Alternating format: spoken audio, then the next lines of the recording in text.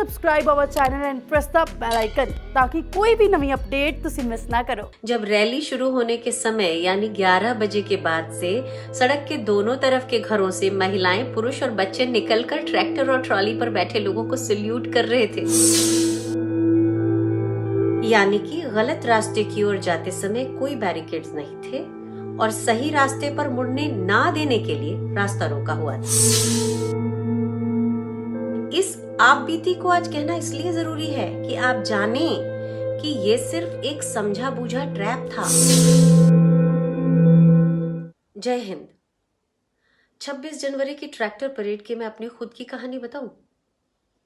स्वतंत्र लोकतंत्र के किसी भी उत्सुक नागरिक की तरह मैं भी सुबह गाजीपुर बॉर्डर पहुंची थी और जो उत्साहपूर्ण माहौल था वैसा मेरी आंखों ने बचपन में समझ आने से लेकर और अब तक नहीं देखा था। क्रांति के सुंदर गाने, कतार में लगकर चाय और रोटी लेते हुए हर जाति और धर्म के लोग, मेरे देश का चलता फिरता रंग बिरंगा लोकतंत्र वहां पूरे उठान पर था। सब मुस्कुरा रहे थे, भीड़ में धक्का मुक्की तक नहीं थी। एक अनरिटन डिसिप्लिन था सबके अंदर, ना कोई राग, ना द्वेष और ना आक्रोश। बस सबकी आंखों में एक अलौकिक आनंद और उम्मीद थी। जिसने भी वो आलम देखा बस अभिभूत होकर देखता ही रह गया था।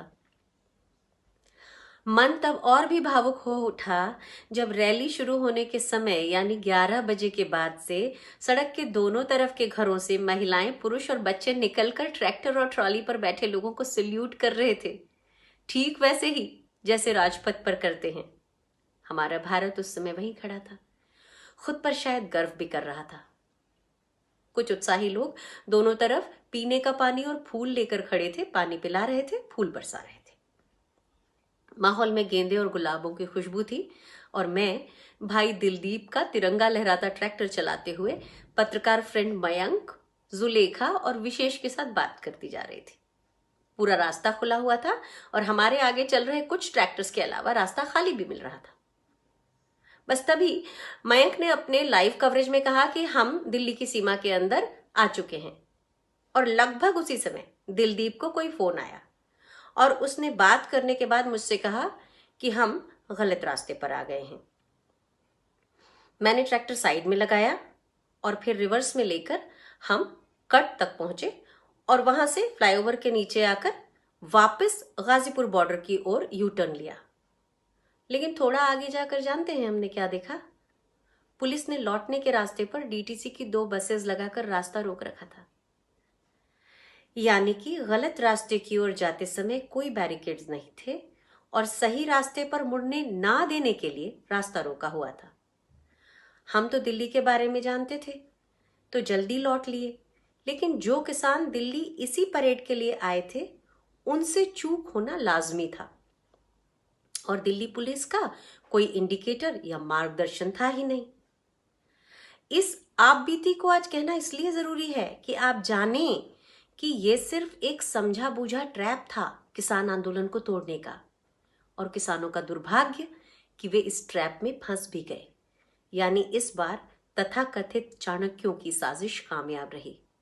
इसमें पुलिस ने तो किसानों से अंडरटेकिंग ली थी, लेकिन अपनी तरफ से पुलिस की मार्ग में क्या व्यवस्था रहेगी इसका कोई कमिटमेंट जाहिर तौर पर ना तो देखने में आया, ना एक नक्शे के अलावा कोई और दस्तावेज प्रचारित या पब्लिश हुआ।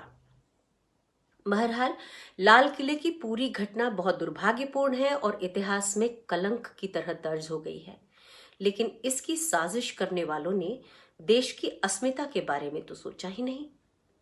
उनका लक्ष्य ही किसान को देश की नजरों में नीचा दिखाना था और आंदोलन को एक बारगी जैसे कुचलना था, और कम से कम प्रथम दृष्टया वे इसमें कामयाब हुए भी दिखते हैं। यानी लोकतंत्र में एक बार फिर एक षड्यंत्र हुआ, बड़े पैमाने पर हुआ। लोकतंत्र एक बार फिर शर्मसार हुआ और इतिहास में एक गणतंत्र दिवस दूषित हो गया। किसान के कंधे से बंदूक भी चल गई और किसान ही घायल भी हो गया। इस तरह की साजिशें आज लोकतंत्र में निहत्थे का शिकार करवा रही हैं और हम मानसिक रूप से शिकार हो रहे हैं, बीमार हो रहे हैं। हो सके तो इस पहलू पर भी विचार कर लें। मुझे यकीन है आप विचार भी कर सकेंगे और दिल में कहीं विश्वास भी होगा इस सच पर। बस सिर्फ 3 दिन अगर सुबह थोक में आने वाली बीजेपी की आईटी सेल की पोस्ट ना पढ़ें तो पूरा सच भी देख पाएंगे हम और आप।